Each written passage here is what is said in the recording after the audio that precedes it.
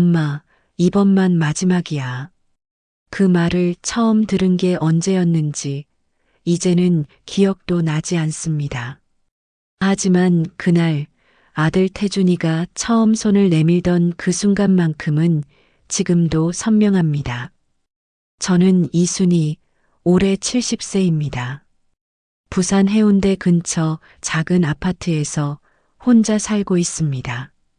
남편은 20년 전에 세상을 떠났고 그 뒤로 저는 두 아이를 키우기 위해 무엇이든 했습니다. 식당 주방 보조, 빌딩 청소, 새벽 시장 좌판까지 손마디가 굵어지고 허리가 굽어지는 건 당연한 일이었습니다.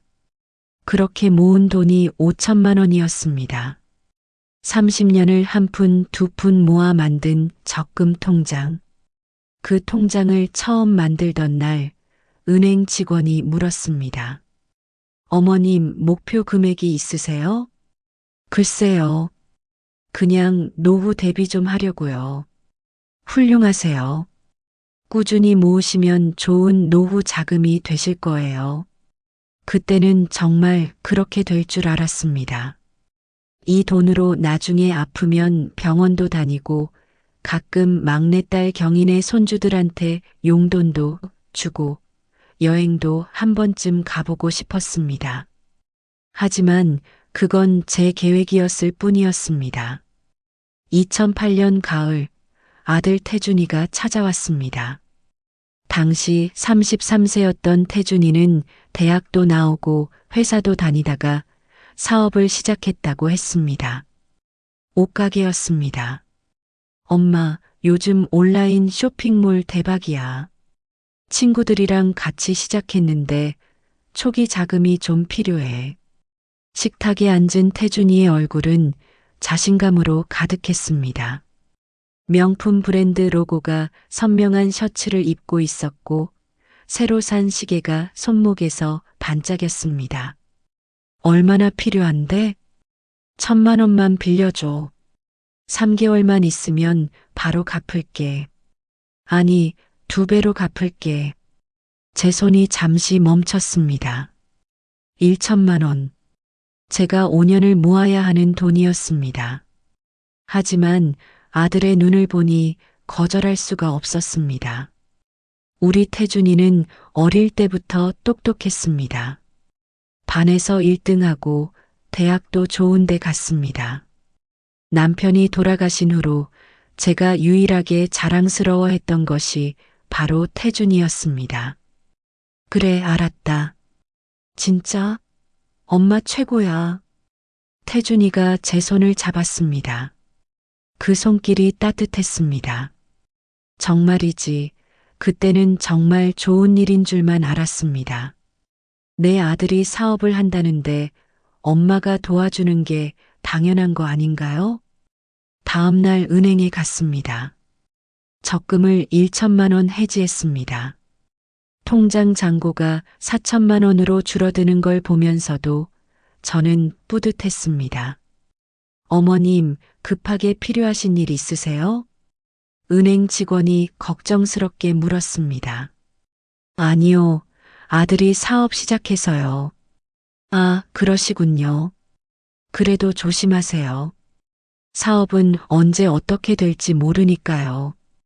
그때는 그 말이 무슨 뜻인지 몰랐습니다. 3개월이 지났습니다. 태준이한테서 연락이 없었습니다. 6개월이 지나도 마찬가지였습니다. 제가 먼저 전화를 걸었습니다. 태준아, 그 돈은? 아, 엄마. 미안해. 요즘 매출이 생각보다 안 올라서 조금만 더 기다려줘. 그래, 알았다. 더 이상 묻지 못했습니다. 목소리에서 지쳐 있는 게 느껴졌으니까요. 1년이 지났습니다. 2년이 지났습니다. 태준이는 명절 때만 얼굴을 비췄고 돈 이야기는 꺼내지 않았습니다. 저도 꺼내지 못했습니다. 그러다 2011년 봄이었습니다. 태준이가 다시 찾아왔습니다. 이번엔 며느리 미정이랑 같이였습니다. 엄마, 준서가 이번에 중학교 들어가잖아. 학원비가 생각보다 많이 나와서 얼마나 필요한데? 500만 원만.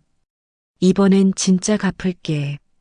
제 가슴이 쿵 내려앉았습니다. 하지만 손자 생각을 하니 거절할 수가 없었습니다. 우리 준서는 공부도 잘하고 착한 아이인데 학원을 못 보내면 어떡합니까? 알았다. 또 500만 원을 보냈습니다. 통장 잔고는 3,500만 원이 됐습니다. 그게 끝이 아니었습니다. 2013년 태준이의 사업이 망했습니다. 새로운 사업을 시작한다며 800만 원을 요청했습니다. 2015년 딸아이 유학 간다며 1천만 원을 요청했습니다. 2017년 집 대출 이자가 밀렸다며 600만 원을 요청했습니다. 매번 엄마, 이번만 마지막이야라는 말이 따라왔습니다. 매번 진짜 갚을게라는 약속이 있었습니다. 하지만 돌아온 건 아무것도 없었습니다. 어느새 2023년이 됐습니다.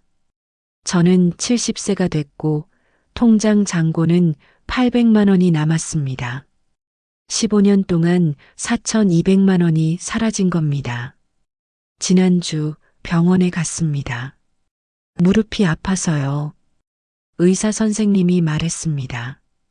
어머님 관절염이 심하시네요. 정기적으로 치료받으셔야 해요. 비용이 얼마나 드나요? 한 달에 20만 원 정도 예상하시면 됩니다. 20만 원. 통장에 800만 원밖에 없는데 한 달에 20만 원씩 나가면 3년 반밖에 못 삽니다. 집에 돌아와 침대에 누웠습니다. 낡은 통장을 꺼내 들었습니다. 30년의 노동이 담긴 통장. 이제는 거의 비어버린 통장. 정말이지 이게 맞는 걸까요? 제가 뭘 잘못한 걸까요? 그날 밤 잠을 이룰 수 없었습니다. 천장을 보며 중얼거렸습니다. 나는 왜 이렇게 살았을까? 내 인생은 어디로 간 걸까? 그로부터 2주 후였습니다. 금요일 저녁 8시 핸드폰이 울렸습니다. 태준이었습니다. 벌써 또 가슴이 철렁 내려앉았습니다. 여보세요? 엄마, 나 태준이야. 응, 무슨 일이야? 그게, 엄마, 내일 시간 있어? 집에 좀 갈게. 왜? 무슨 일 있어? 아니, 그냥 얼굴 보러. 전화를 끊었습니다. 하지만 알 수 있었습니다. 그냥 얼굴 보러 온다는 말은 거짓말이라는 걸요. 지난 15년간의 경험이 말해주고 있었습니다. 다음 날 토요일 오후 2시 초인종이 울렸습니다. 태준이와 며느리 미정이가 함께 왔습니다. 어머니, 안녕하세요. 미정이가 밝게 웃으며 인사했습니다. 명품 브랜드 가방을 들고 있었고 새로 산 듯한 구두를 신고 있었습니다. 어서 와. 들어와. 거실로 안내했습니다. 과일을 깎아내왔습니다. 손이 떨렸지만 태연한 척했습니다. 엄마, 요즘 어때? 건강은? 응, 괜찮아. 거짓말이었습니다. 무릎은 매일 아팠고 병원비가 부담스러워 진통제만 먹고 있었습니다. 한참을 이런저런 이야기를 나누다가 태준이가 입을 열었습니다. 엄마, 사실은 역시나 제 예감은 틀리지 않았습니다. 준서가 이번에 대학원 가기로 했어. 그런데 등록금이 얼마나 필요한데? 700만 원. 숨이 막혔습니다. 제 통장에 남은 돈이 800만 원인데 700만 원을 달라고요? 태준아. 엄마, 준서가 공부를 정말 잘해. 교수님이 장학금 받을 수 있다고 했는데 첫 학기는 내야 한대. 미정이가 거들었습니다. 어머니, 저희도 정말 어쩔 수 없어서 그래요. 남편 회사 사정도 안 좋고 제 월급으로는 생활비도 빠듯해서 그러면서도 명품 가방은 들고 다니는구나. 속으로 생각했지만 입 밖으로 내지는 못했습니다. 그래도 700만 원은 너무 큰 돈인데. 엄마, 이번만. 진짜 이번만 마지막이야. 그 말 지난 15년간 몇 번이나 들었는지 모르겠습니다. 엄마 통장에 돈 많이 있잖아. 아껴 쓰시니까. 태준이의 말에 가슴이 뜨끔했습니다. 통장에 돈이 많다고요? 800만 원밖에 안 남았는데요. 태준아, 엄마도 이제 나이가 있어서 병원비도 들어가고. 병원비? 엄마 어디 아파? 아니, 그게 아니라 앞으로 아플 수도 있잖니. 그럼 그때 가면 되지. 지금 당장 필요한 건 아니잖아. 미정이가 핸드폰을 꺼내 들었습니다. 어머니, 여기 대학원 등록금 고지서예요. 다음 주까지 내야 해요. 고지서를 보여주며 압박했습니다. 정말이지, 이게 며느리가 시어머니한테 할 태도인가 싶었지만 아무 말도 할 수 없었습니다. 알았어. 엄마가 좀 생각해 볼게. 생각은 무슨 생각을 해? 엄마, 우리 준서 장래가 달린 문제야. 태준이의 목소리에 짜증이 묻어났습니다. 그래도 700만 원이면. 아, 엄마. 그동안 내가 얼마나 엄마한테 잘했는데. 명절 때마다 찾아오고 전화도 자주 하잖아. 찾아온다고요? 명절 때만 잠깐 얼굴 비추고 가는 게 잘하는 거예요? 전화도 자주 한다고요? 돈 필요할 때만 전화하잖아요. 속으로는 이런 생각이 들었지만 입 밖으로 내지는 못했습니다. 엄마, 제발. 이번만. 태준이가 제 손을 잡았습니다. 그 손길이 예전처럼 따뜻하게 느껴지지 않았습니다. 오히려 차갑고 무거웠습니다. 알았어. 결국 또 고개를 끄덕이고 말았습니다. 다음 주 월요일 은행에 갔습니다. 700만 원을 송금했습니다. 통장 잔고를 확인하는 순간 눈앞이 캄캄했습니다. 잔액 100만 원. 30년을 모은 5천만 원이 이제 100만 원밖에 남지 않았습니다. 은행을 나와 버스 정류장에 앉았습니다. 사람들이 오가는 걸 멍하니 바라봤습니다. 젊은 엄마가 유모차를 밀며 지나갔습니다. 대학생으로 보이는 청년들이 웃으며 걸어갔습니다. 다들 자기 인생을 사는구나. 근데 나는 70년을 살았는데 내 인생은 어디 갔지? 집에 돌아왔습니다. 냉장고를 열었습니다. 텅 비어 있었습니다. 장을 봐야 하는데 이제는 돈이 아까워서 망설여졌습니다. 서랍에서 약봉지를 꺼냈습니다. 무릎 진통제였습니다. 병원에서는 정기적으로 치료받으라고 했지만 이제는 그럴 여유가 없었습니다. 그날 저녁 라면으로 저녁을 해결했습니다. 혼자 먹는 라면이 이렇게 쓸쓸한 줄 몰랐습니다. 핸드폰이 울렸습니다. 막내딸 경이었습니다. 엄마, 뭐 하세요? 아, 경이야. 응, 저녁 먹었어. 엄마, 명절에 우리 집으로 오세요. 애들이 할머니 보고 싶대요. 그래, 알았어. 엄마, 목소리가 왜 그래요? 어디 아파요? 아니야, 괜찮아. 정말요? 제가 주말에 갈까요? 아니야, 괜찮다니까. 내가 바쁜 거 아는데 뭐. 전화를 끊었습니다. 경희한테는 차마 말할 수 없었습니다. 오빠 태준이가 그동안 얼마나 돈을 가져갔는지 통장에 이제 100만 원밖에 안 남았다는 걸요. 경희는 어릴 때부터 착했습니다. 집안 형편이 어려워서 고등학교만 나오고 취직했습니다. 태준이는 대학도 가고 유학까지 다녀왔는데 경희는 엄마 병원비 보태려고 20살부터 일했습니다.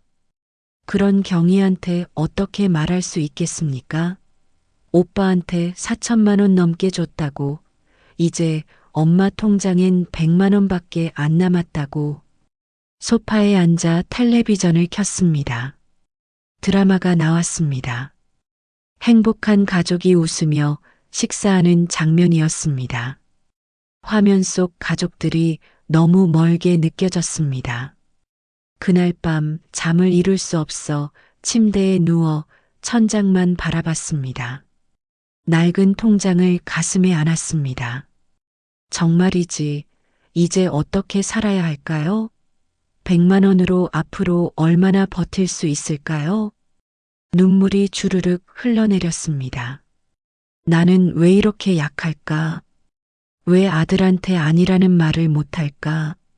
하지만 아무도 대답해주지 않았습니다. 텅 빈 방에는 제 흐느끼는 소리만 메아리 쳤습니다. 추석이 다가왔습니다. 2023년 9월, 올해는 경인의 집에서 명절을 보내기로 했습니다. 엄마, 우리 집으로 오세요. 제가 음식 다 준비할게요. 경희의 전화를 받고 마음이 조금 편해졌습니다. 최소한 경인의 집에서는 아무것도 준비하지 않아도 되니까요. 추석 당일 아침 경희의 남편이 차로 데리러 왔습니다. 차에 타는데 다리에 힘이 없었습니다. 요즘 무릎이 더 심해져서 계단 오르내리기가 힘들었거든요. 어머니, 괜찮으세요? 응, 괜찮아. 좀 삐끗했나 봐. 경인의 집에 도착했습니다. 현관문을 열자마자 손주들이 달려왔습니다. 할머니, 오, 우리 예쁜 것들. 손주들을 안았습니다. 이럴 때만큼은 마음이 따뜻해졌습니다. 엄마, 들어오세요. 음식 거의 다 준비했어요. 경희가 앞치마를 두른 채 나왔습니다. 식탁 위에는 전, 나물, 갈비찜이 정성스럽게 차려져 있었습니다. 경희야, 혼자 다 준비했어? 힘들었겠다. 괜찮아요. 엄마가 얼마나 힘드셨는데요. 이제는 제가 할게요. 식사를 하는 동안 손주들이 제잘거렸습니다. 경희의 남편도 웃으며 이야기를 나눴습니다. 평화로운 시간이었습니다. 식사 후 경희가 설거지를 하러 부엌으로 갔습니다. 저도 도와주려고 따라갔습니다. 엄마 앉아 계세요. 제가 할게요. 아니야, 내가 도와줄게. 설거지를 거들다가 그만 접시를 떨어뜨릴 뻔했습니다. 손에 힘이 없었던 겁니다. 엄마, 괜찮아요? 미안해, 손에 힘이 없네. 경희가 제 손을 잡았습니다. 그리고 눈을 크게 떴습니다. 엄마, 손이 왜 이렇게 떨려요? 그게 요즘 좀 그래. 병원 다녀오셨어요? 거짓말을 할 수 없었습니다. 경희의 눈빛이 너무 진지했으니까요. 다녀왔는데 약값이 좀 부담스러워서. 약값이요? 엄마, 건강보험 있잖아요. 그래도 매달 약값이 나가니까. 경희의 얼굴이 굳었습니다. 엄마, 통장에 돈 없어요? 그 질문에 가슴이 철렁했습니다. 있지. 정말요? 경희가 제 눈을 똑바로 쳐다봤습니다. 거짓말을 할 수가 없었습니다. 많이 남아있지는 않아. 얼마나요?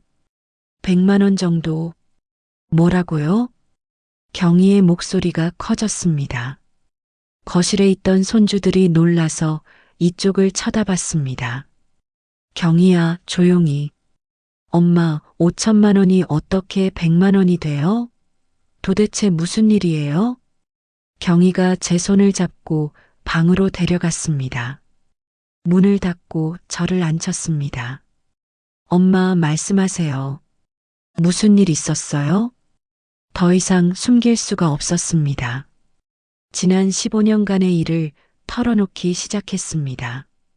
태준이가 처음 1천만 원을 빌려갔던 일, 그 다음에도 계속 돈을 요청했던 일, 이번에 준서 대학원비로 700만 원을 보낸 일까지 경희는 점점 얼굴이 굳어갔습니다. 오빠가 그동안 얼마나 가져갔어요? 4천만 원 넘게. 4천만 원이요? 경희의 눈에서 눈물이 났습니다. 엄마, 왜 저한테 말 안 하셨어요? 너한테 걱정 끼치고 싶지 않아서. 걱정 끼치는 게 아니라 엄마가 노후 파산하신 거잖아요. 경희가 소리쳤습니다. 그리고 눈물을 주르륵 흘렸습니다. 오빠는 한 푼도 안 갚았어요? 응. 맨날 이번만 마지막이라고 했잖아요. 갚겠다고 했잖아요. 태준이도 사정이 있었을 거야. 무슨 사정이요? 엄마 노후 자금 다 빼먹고 무슨 사정? 경희가 화를 냈습니다.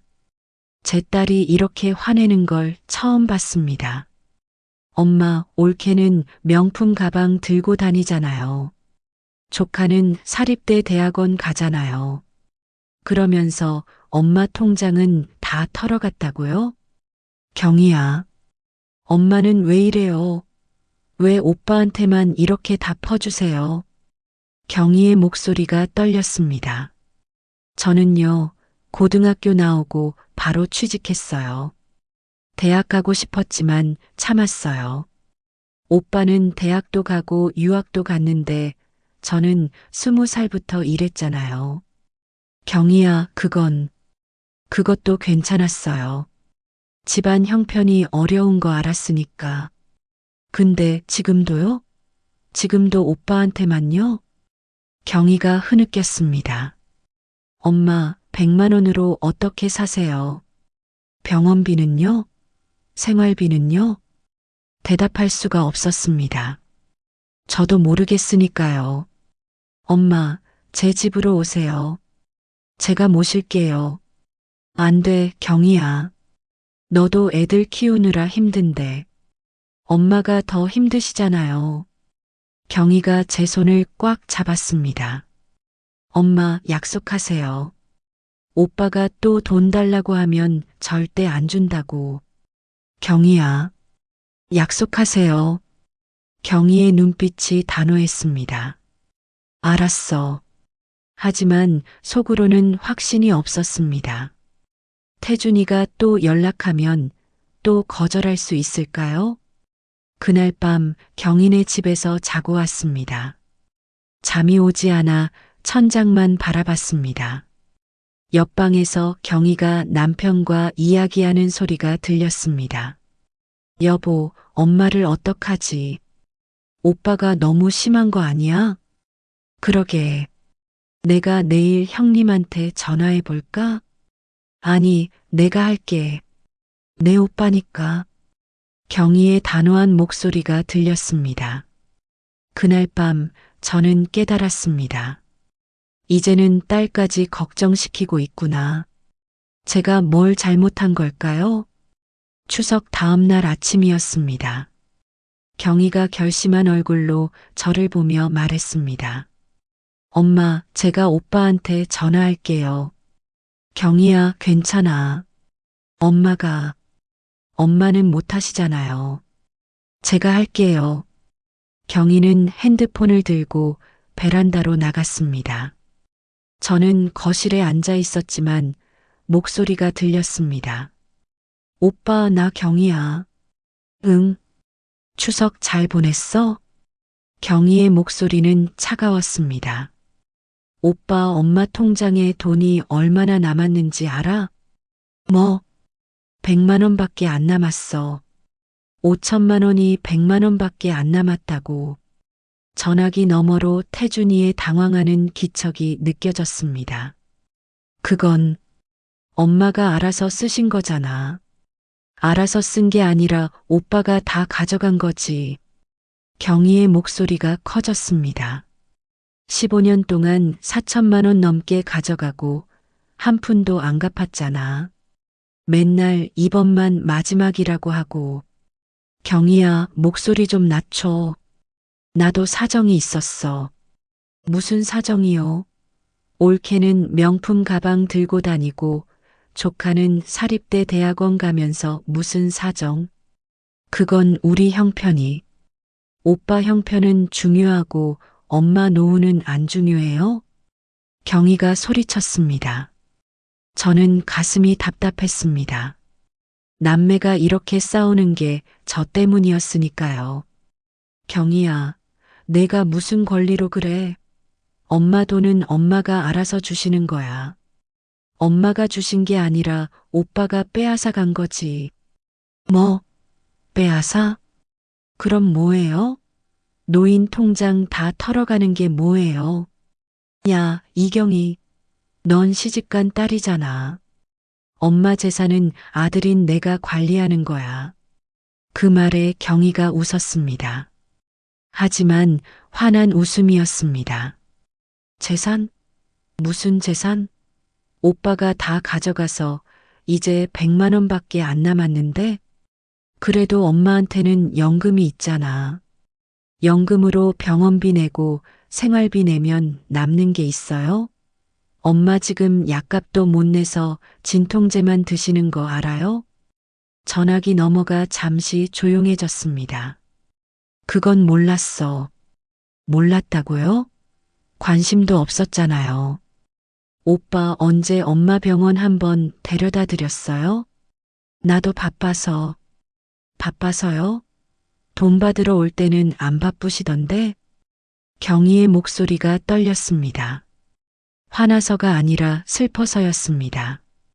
오빠, 이제 그만해요. 엄마한테 더 이상 손 내밀지 마세요. 경희야, 내가 무슨 권리로. 권리요? 제가 지금부터 엄마 통장 관리할 거예요. 오빠한테는 한 푼도 안 보낼 거고요. 뭐? 태준이의 목소리가 높아졌습니다. 엄마 통장은 엄마 거야. 내가 어떻게. 오빠가 그렇게 하셨잖아요. 엄마 동의도 없이 계속 가져가셨잖아요. 나는 엄마가 주신 거야. 이번 700만 원도 엄마가 정말 주고 싶어서 주신 거예요? 오빠가 압박해서 어쩔 수 없이 주신 거 아니에요? 태준이가 대답하지 못했습니다. 오빠, 마지막으로 경고할게요.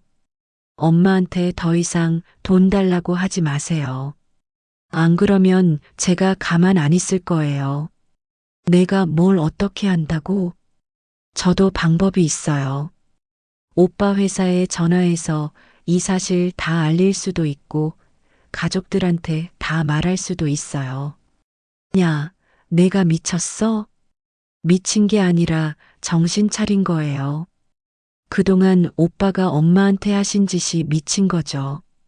경희가 전화를 끊어버렸습니다. 베란다에서 나온 경희의 얼굴은 눈물로 범벅이었습니다. 엄마, 괜찮아요. 제가 이제 지킬게요. 경희야, 오빠가 화났을 텐데. 화나면 어때요? 잘못한 건 오빠예요. 경희가 제 손을 잡았습니다. 엄마, 오늘 같이 은행 가요. 통장 새로 만들어요. 뭐? 지금 통장은 오빠가 비밀번호 알잖아요. 새로 만들어서 제가 관리할게요. 근데 엄마 믿어주세요. 제가 지킬게요. 경희의 눈빛이 단호했습니다. 오후에 은행에 갔습니다. 경희와 함께요. 새 통장을 만들었습니다. 기존 통장에서 100만 원을 옮겼습니다. 어머님, 비밀번호는 아무도 모르는 걸로 설정하세요. 은행 직원이 말했습니다. 비밀번호를 설정하는데 손이 떨렸습니다. 이게 맞는 걸까요? 아들한테서 돈을 숨기는 게 맞는 걸까요? 엄마, 이게 맞는 거예요. 오빠를 위해서라도요. 경희가 제 어깨를 토닥였습니다. 은행을 나오는데 가슴이 답답했습니다. 하지만 동시에 조금 안도가 됐습니다. 이제는 경희가 함께 있으니까요. 집에 돌아와 저녁을 먹는데 핸드폰이 울렸습니다. 태준이었습니다. 받지 마세요. 경희가 제 핸드폰을 가로챘습니다. 엄마가 오빠랑 통화하면 또 설득당하시잖아요. 당분간은 제가 받을게요. 경희가 전화를 받았습니다. 오빠 엄마는 지금 안 받으셨어요. 경희야, 엄마 좀 바꿔줘. 안 돼요. 오빠 지금 또 돈 달라고 하시려는 거죠? 아니야. 거짓말하지 마세요. 오빠 목소리만 들어도 알아요. 경희가 전화를 끊었습니다. 그날 밤 경희는 저를 자기 집으로 데려가려고 했습니다. 엄마, 우리 집에서 같이 살아요. 안 돼, 경희야. 나는 내 집에서 살고 싶어. 그럼 제가 자주 올게요. 일주일에 2번씩 올게요. 고맙다, 경희야. 경희가 저를 집까지 데려다 줬습니다. 헤어지기 전에 경희가 말했습니다. 엄마, 오빠한테 연락 오면 절대 받지 마세요. 제가 다 처리할게요. 알았어. 하지만 속으로는 불안했습니다. 태준이가 또 찾아오면 어떡하죠? 제가 또 약해지면 어떡하죠? 그날 밤 침대에 누워 생각했습니다. 경희가 저를 지켜주려고 하는구나. 하지만 남매가 이렇게 갈라서는 게 나 때문이구나. 눈물이 났습니다. 정말이지, 제가 뭘 잘못한 걸까요? 2주가 지났습니다. 경희가 일주일에 2번씩 집에 들렀습니다. 장도 봐주고 병원도 데려다 줬습니다. 엄마, 약 제때 드셨어요? 응, 챙겨 먹었어. 밥은 잘 드셨고요? 그래, 걱정 마. 경희 덕분에 조금은 마음이 편해졌습니다. 하지만 태준이 생각을 하면 가슴이 답답했습니다. 그동안 태준이한테서 전화가 몇 번 왔습니다. 받지 않았습니다. 경희가 전화기를 관리하고 있었으니까요. 문자도 왔습니다. 엄마, 전화 좀 받아요. 걱정돼서 그래요. 걱정이라고요? 정말 걱정해서일까요? 아니면 또 돈 때문일까요? 어느 토요일 오후였습니다. 혼자 집에 있는데 초인종이 울렸습니다. 인터폰을 확인했습니다. 태준이었습니다. 가슴이 철렁했습니다. 문을 열어야 할까요? 아니면 모른 척 해야 할까요? 엄마, 나 태준이야. 문 좀 열어줘. 결국 문을 열었습니다. 거절할 수가 없었습니다. 태준이가 들어왔습니다. 얼굴이 피곤해 보였습니다. 엄마, 왜 전화를 안 받아? 걱정했잖아. 미안해. 핸드폰을 못 봤어. 거짓말이었습니다. 하지만 다른 말을 할 수가 없었습니다. 엄마, 앉아요. 거실 소파에 앉았습니다. 태준이도 앉았습니다. 어색한 침묵이 흘렀습니다. 엄마, 경희한테 들었어. 통장 얘기. 응. 엄마, 내가 그동안 많이 받은 건 맞아. 근데 나도 힘들어서 그랬어. 엄마도 알잖아. 태준이의 목소리에 변명이 묻어났습니다. 그래, 알아. 그리고 나 곧 갚을 거야. 회사에서 프로젝트 하나 따면 보너스 나와. 그럼 엄마한테 드릴게. 또 그 말입니다. 15년 동안 들어온 그 말입니다. 태준아, 엄마 사실은 오늘 온 이유가 역시나 또 무슨 일이 있구나. 준서가 이번에 해외 학회 가게 됐어. 그런데 비용이 좀 필요해서 얼마? 300만 원만. 이번엔 진짜 작은 금액이야. 300만 원이 작은 금액이라고요? 제 통장에 100만 원밖에 없는데요. 태준아, 엄마 통장에 돈이 없어. 그래도 좀 있잖아. 경희가 과장한 거야. 엄마가 아껴 쓰시니까 분명 있을 거야. 정말 없어. 엄마, 거짓말하지 마. 나 엄마 아들이야. 다 알아. 태준이가 제 손을 잡았습니다. 그 손길이 따뜻하지 않았습니다. 오히려 무겁고 부담스러웠습니다. 엄마, 제발. 이번만. 그때였습니다. 현관문이 열렸습니다. 경희였습니다. 오빠, 뭐 하는 거예요? 경희의 목소리가 차가웠습니다. 경희야, 너 왜 왔어? 엄마 장 받으리러 왔죠. 근데 오빠는 왜 여기 있어요? 경희가 가방에서 종이 뭉치를 꺼냈습니다. 오빠, 이거 봐요.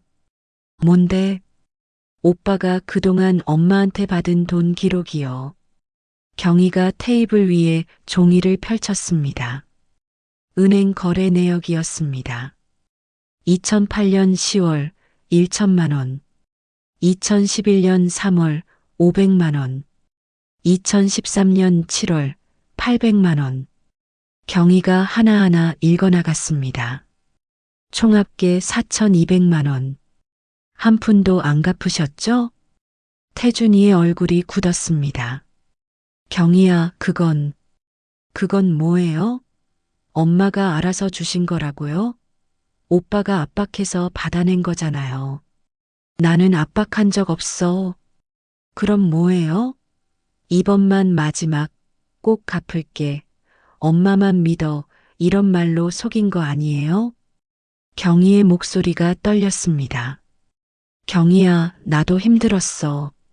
사업이 잘 안 됐고, 애들 키우는 것도 힘들었고. 그럼 엄마는 안 힘들었어요? 70세에 통장에 100만 원밖에 없는데, 엄마한테는 연금이 있잖아. 연금으로 병원비 내고 생활비 내면 남는 게 있어요? 태준이가 대답하지 못했습니다. 그때 태준이의 핸드폰이 울렸습니다. 며느리 미정이었습니다. 태준이가 전화를 받았습니다. 여보, 나 지금 엄마 집이야. 전화기 너머로 미정의 목소리가 들렸습니다. 스피커폰으로 설정되어 있었던 겁니다. 시어머니 돈 받았어? 그 순간 방 안의 공기가 얼어붙었습니다. 태준이가 황급히 전화를 끊으려고 했지만 미정의 목소리가 계속 들렸습니다. 당신 이번 달 학원비 내야 하는데 시어머니한테 좀 더 받아와. 300만 원으로는 부족해. 여보, 나중에. 뭐가 나중에야? 어차피 시어머니 돈은 나중에 우리 거잖아. 미리 받는 거지. 전화가 끊어졌습니다. 경희가 오빠를 쳐다봤습니다. 눈에 눈물이 가득했습니다. 오빠, 정말 그렇게 생각했어요? 엄마 돈은 결국 오빠 거라고? 태준이가 대답하지 못했습니다. 저는 소파에 주저앉았습니다. 온몸에 힘이 빠졌습니다. 엄마 돈은 나중에 우리 거라는 말이 귓가에 맴돌았습니다. 그럼 저는 뭔가요? 그냥 돈을 보관하고 있는 사람인가요? 제 인생은 그저 아들 가족을 위한 금고였나요? 엄마, 태준이가 제게 다가왔습니다. 엄마, 미정이가 말 실수한 거야. 우리는 그런 생각 안 해. 거짓말이라는 게 느껴졌습니다. 나가요. 경희가 오빠를 밀었습니다. 지금 당장 나가요. 경희야, 나가라고요. 엄마 앞에서 더 이상 거짓말하지 마세요. 태준이가 뒤로 물러났습니다. 엄마, 나는 나가. 제가 말했습니다. 처음으로 아들한테 단호하게 말했습니다. 엄마한테 더 이상 얼굴 보이지 마. 태준이의 얼굴이 굳었습니다. 엄마, 그게 무슨 소리예요? 나가라고 했어. 제 목소리가 커졌습니다. 평생 처음으로 아들한테 소리쳤습니다.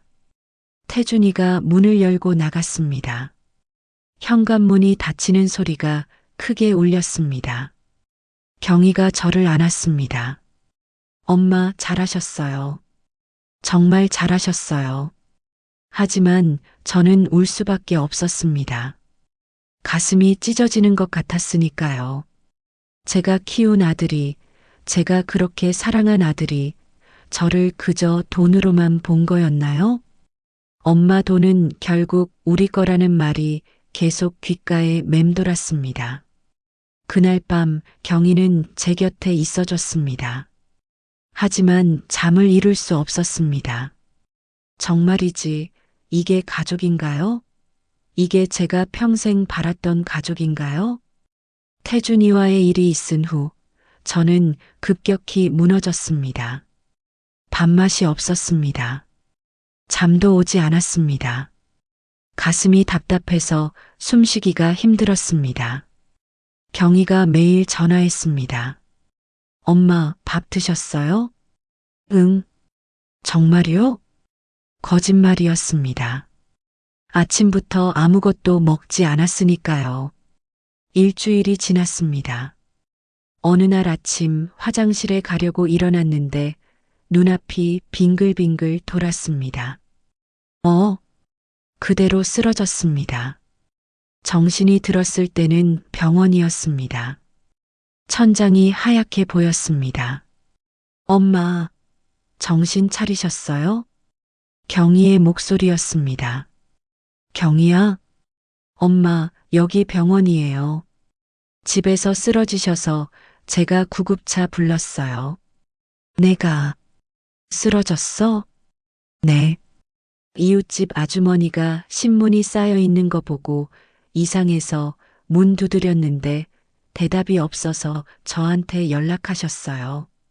경희의 눈이 빨갛게 부어 있었습니다. 엄마, 왜 이렇게까지 혼자 견디셨어요? 의사 선생님이 들어왔습니다. 보호자분이세요? 네, 딸입니다. 어머님 상태가 좋지 않으십니다. 고혈압, 당뇨, 그리고 극심한 스트레스로 인한 탈진이에요. 심각한가요? 지금 당장은 안정을 취하면 괜찮아지실 겁니다. 하지만 계속 이렇게 무리하시면 큰일 날 수 있어요. 의사 선생님이 나갔습니다. 경희가 제 손을 잡았습니다. 엄마, 제 집으로 가요. 제가 모실게요. 안 돼. 왜 안 돼요? 엄마 혼자 계시면 또 이렇게 쓰러지시잖아요. 경희가 울었습니다. 엄마, 저 무서워요. 엄마가 혼자 집에서 돌아가시면 어떡해요. 경희의 눈물을 보니 가슴이 아팠습니다. 알았어. 엄마가 생각해 볼게. 진짜 약속이에요? 응. 병원에 3일 입원했습니다. 그동안 태준이한테서는 연락이 없었습니다.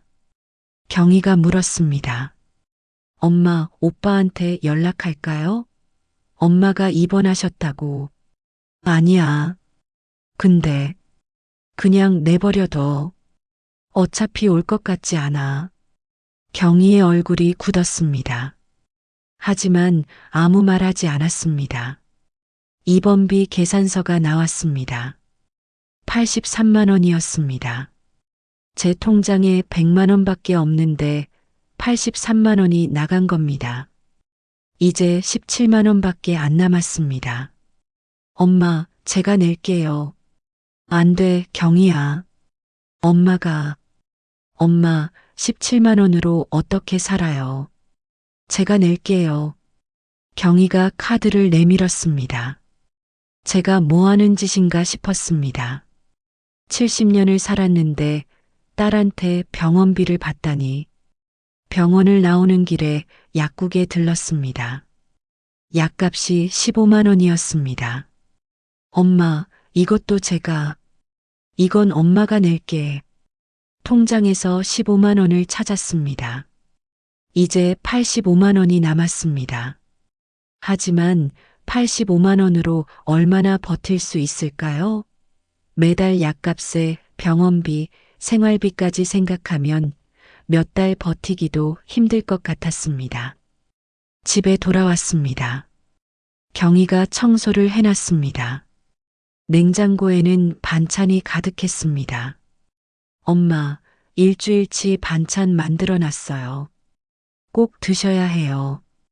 고맙다, 경희야. 엄마, 정말 제 집으로 안 오실 거예요?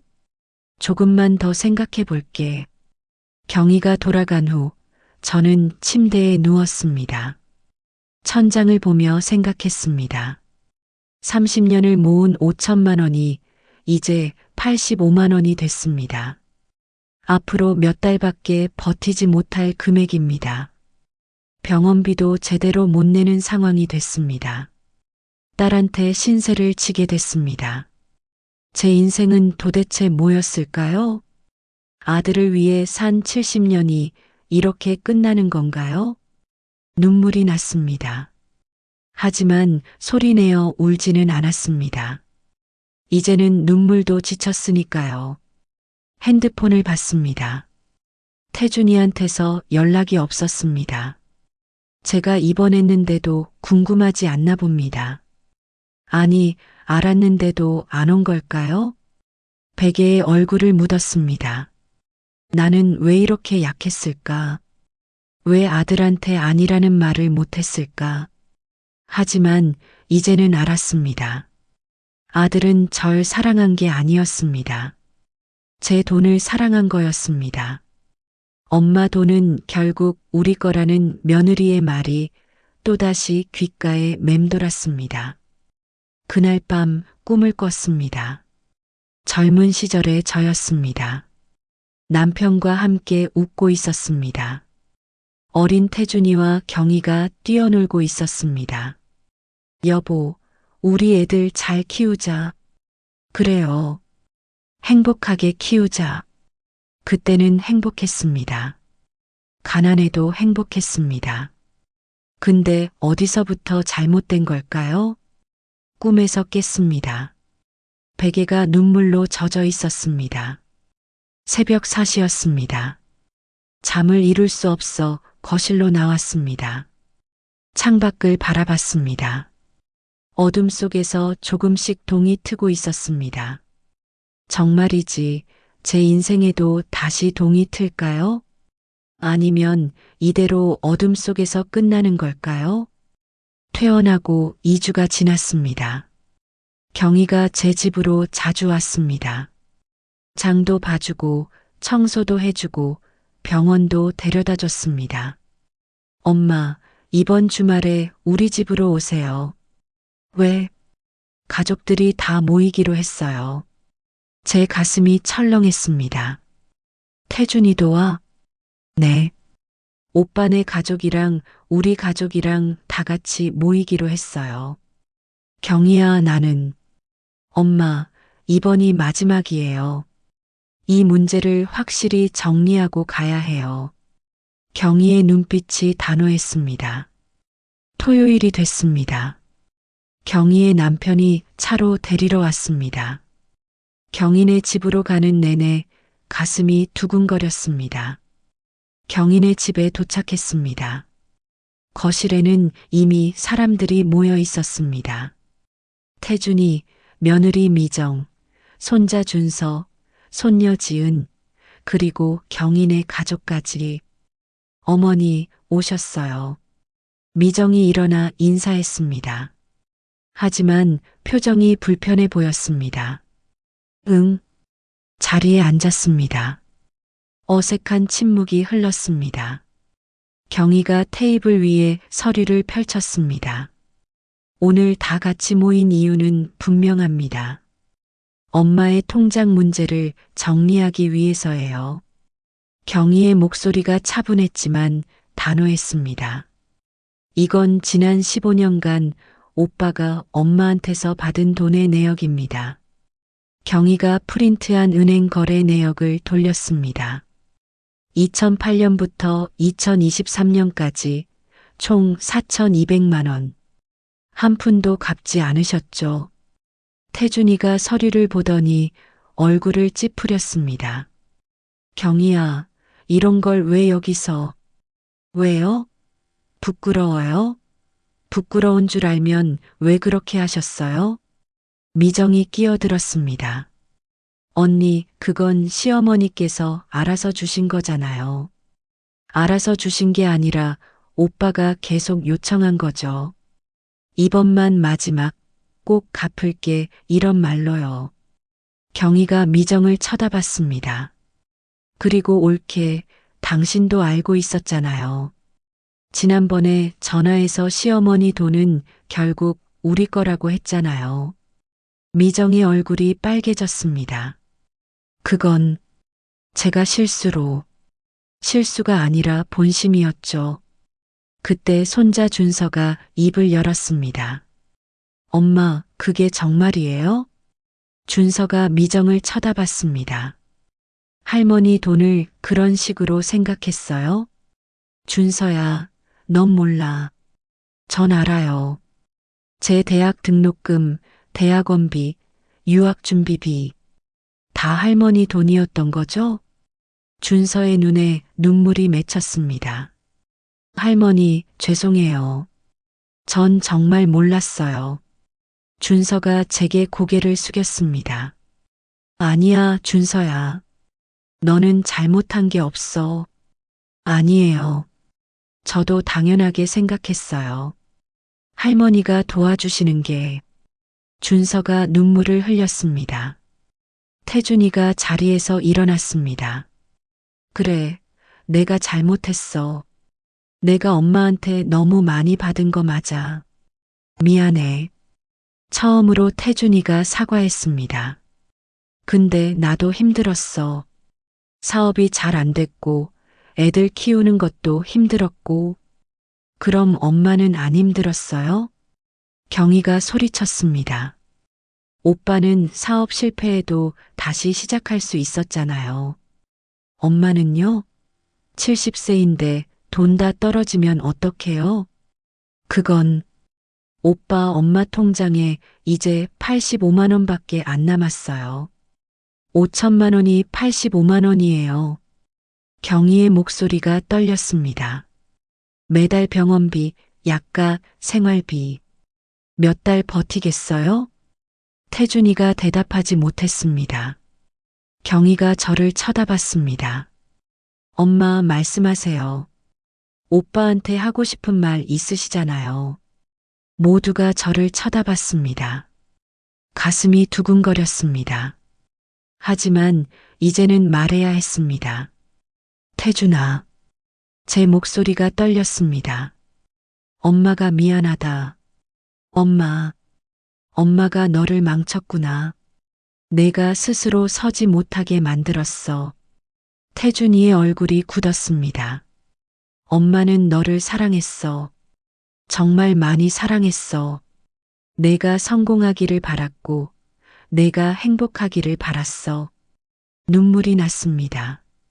근데 엄마가 잘못 사랑한 거야. 내가 달라고 할 때마다 다 줘버렸어. 내가 스스로 해결하도록 내버려 두지 않았어. 엄마, 그게 아니라. 아니야. 맞는 말이야. 제 목소리가 단호해졌습니다. 그리고 태준아, 이제는 안 된다. 엄마도 살아야 해. 엄마도 병원 가야 하고, 약 먹어야 하고, 밥 먹고 살아야 해. 태준이가 고개를 숙였습니다. 지난 15년 동안 내가 받은 돈, 엄마는 갚으라고 하지 않을게. 그건 엄마가 너한테 준 거니까. 엄마, 근데 이제부터는 안 돼. 한 푼도 못 줘. 제 말에 거실이 조용해졌습니다. 엄마 통장은 이제 경희가 관리할 거야. 너한테는 비밀번호도 알려주지 않을 거고. 태준이가 눈물을 흘렸습니다. 엄마, 제가 정말 잘못했어요. 갚을게요. 조금씩이라도 갚을게요. 갚지 않아도 돼. 그냥 내 인생을 내가 살아. 엄마한테 기대지 말고. 태준이가 무릎을 꿇었습니다. 엄마, 죄송해요. 정말 죄송해요.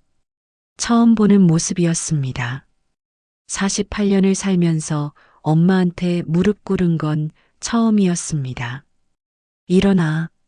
무릎 꿇을 것까지는 없어. 엄마. 엄마는 너를 미워하지 않아. 다만 이제는 서로 적당한 거리를 두고 살자. 그게 우리 둘 다를 위한 거야. 태준이가 고개를 끄덕였습니다. 미정도 눈물을 흘렸습니다. 어머니, 죄송합니다. 제가 너무 몰랐습니다. 알았어. 이제라도 알았으니 됐어. 손녀 지은이 제게 다가왔습니다. 할머니, 저도 몰랐어요. 할머니가 그렇게 고생하신 줄. 괜찮아, 지은아. 너희들은 잘못이 없어. 그날 우리 가족은 오랜 시간 이야기를 나눴습니다. 울고 사과하고 이해하려고 노력했습니다.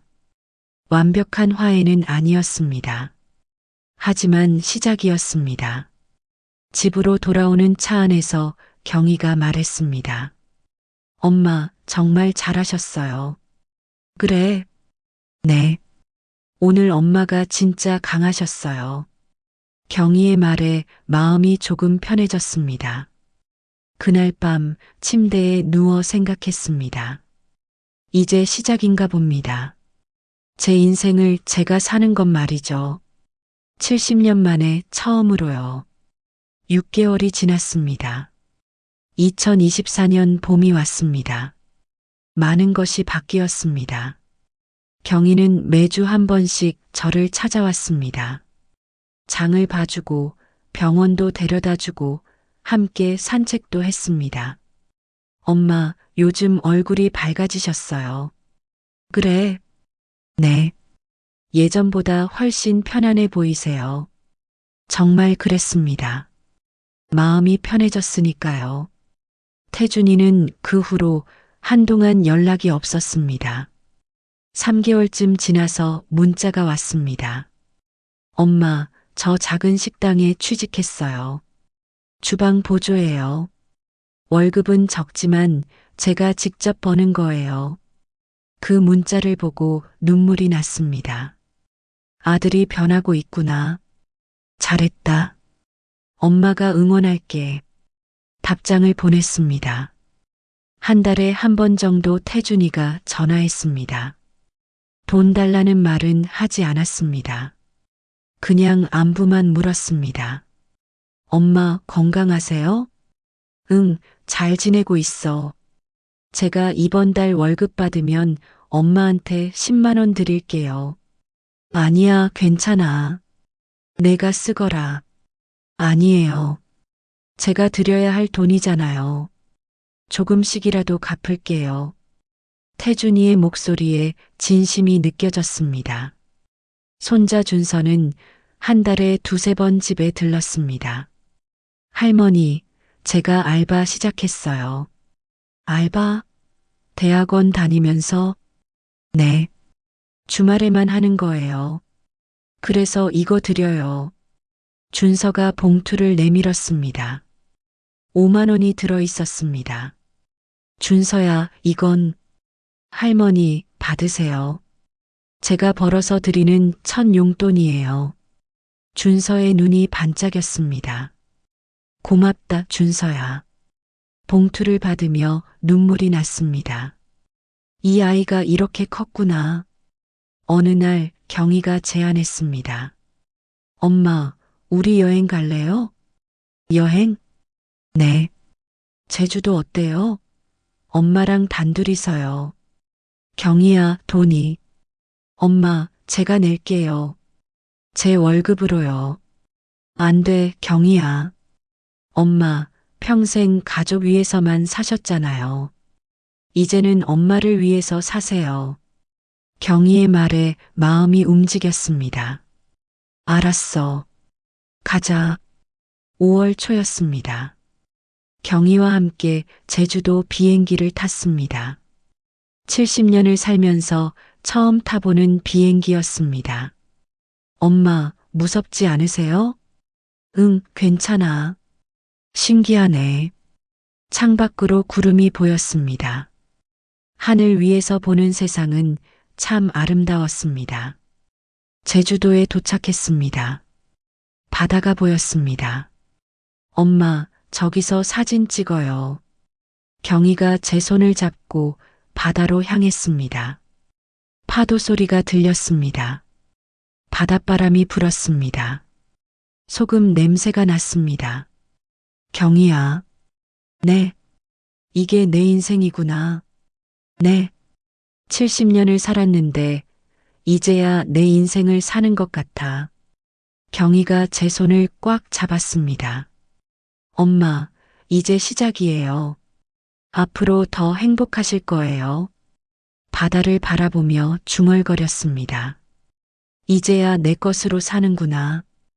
2박 3일 동안 제주도를 여행했습니다. 바다도 보고 맛있는 것도 먹고 노을도 봤습니다. 돌아오는 비행기 안에서 경희가 말했습니다. 엄마, 다음에는 어디 가고 싶으세요? 글쎄, 강릉도 좋고 경주도 좋고 그럼 1년에 4번씩 가요. 봄, 여름, 가을, 겨울마다요. 돈이 엄마 통장에 85만 원 있잖아요. 거기에 제가 조금씩 보탤게요. 그걸로 여행 기금 만들어요. 집에 돌아와서 경희와 함께 은행에 갔습니다. 어머님, 어떤 통장 만드시겠어요? 여행 적금으로 할게요. 통장 이름을 정했습니다. 이순희의 여행 기금. 새 통장을 받아들었습니다. 30년 전에 만들었던 그 통장과는 다른 의미였습니다. 그때는 노후 대비였다면 이제는 내 인생이었습니다. 집으로 돌아오는 길에 핸드폰이 울렸습니다. 태준이었습니다. 엄마, 나 태준이야. 응. 엄마, 제주도 다녀오셨다면서요? 경희한테 들었어요. 그래, 다녀왔어. 좋으셨어요? 응, 정말 좋았어. 잠시 침묵이 흘렀습니다. 엄마, 제가 언젠가 엄마 여행 한번 데려가 드릴게요. 제 돈으로요. 그래, 고맙다. 그때까지 건강하세요. 오래오래 사셔야 해요. 알았어. 전화를 끊었습니다. 완벽한 화해는 아니었습니다. 여전히 어색했고 예전처럼 편하지는 않았습니다. 하지만 괜찮았습니다. 이제는 건강한 거리가 생겼으니까요. 저녁을 먹고 소파에 앉았습니다. 테이블 위에는 새로 만든 통장이 놓여 있었습니다. 이순희의 여행 기금. 그 글자를 보며 미소 지었습니다. 70년을 살았습니다. 남편을 위해 살았고 자식들을 위해 살았습니다. 그게 잘못된 건 아닙니다. 다만 경계가 없었던 게 문제였습니다. 배려가 당연함이 되는 순간 그것은 착취가 됩니다. 사랑도 마찬가지입니다. 한계가 없는 사랑은 상대를 망칩니다. 이제는 압니다. 거리를 두는 것이 사랑을 끊는 게 아니라 진정한 사랑의 시작이라는 것을요. 경계를 만드는 것이 관계를 망치는 게 아니라 오히려 관계를 지켜주는 것이라는 것을요. 창밖을 바라봤습니다. 봄바람이 불고 있었습니다. 이제 시작이구나. 내 인생. 70년 만에 처음 맞이하는 봄이었습니다. 하지만 가장 아름다운 봄이었습니다. 손주들이 가끔 찾아왔습니다. 준서는 용돈을 줬고 지은이는 손편지를 줬습니다. 할머니, 저 이번에 첫 월급 받았어요. 할머니께 드리고 싶었는데 경희 이모가 할머니 여행 기금에 넣으라고 했어요. 그래서 10만 원 입금했어요. 할머니, 좋은 곳 많이 다니세요. 사랑해요. 지은이의 편지를 읽으며 눈물이 났습니다. 아이들이 배우고 있구나. 진짜 사랑이 무엇인지를요. 경희가 다음 여행지를 검색해서 보여줬습니다. 엄마, 가을에는 경주 어때요? 단풍 구경하러요. 좋지. 겨울에는 강릉 바다 볼까요? 그것도 좋고. 계획을 세우며 웃었습니다. 예전에는 명절 준비를 하며 한숨만 쉬었는데 이제는 여행 계획을 세우며 웃고 있었습니다. 이게 제 인생입니다. 늦었지만 이제라도 시작한 제 인생입니다. 밤에 침대에 누워 낡은 통장과 새 통장을 나란히 놓고 바라봤습니다. 30년 전 노후 대비 적금, 지금 이순희의 여행 기금, 같은 통장이지만 의미가 완전히 달랐습니다. 하나는 두려움으로 모은 것이었고 하나는 기대감으로 채워가는 것이었습니다. 전등을 끄고 눈을 감았습니다. 내일도 좋은 날이겠죠. 경희가 장 받아주기로 했고 오후에는 동네 친구들과 산책하기로 했고 저녁에는 준서가 들를 거라고 문자했으니까요. 이제는 제 일정을 제가 정합니다. 이제는 제 돈을 제가 씁니다. 이제는 제 인생을 제가 삽니다. 70년 만에 처음으로요. 그리고 이제야 알았습니다. 인생은 나이와 상관없이 언제든 다시 시작할 수 있다는 것을요. 중요한 건 용기라는 것을요. 안 된다고 말할 수 있는 용기. 이제는 내가 먼저다라고 말할 수 있는 용기. 그 용기만 있다면 70세에도 새로운 인생이 시작될 수 있다는 것을요.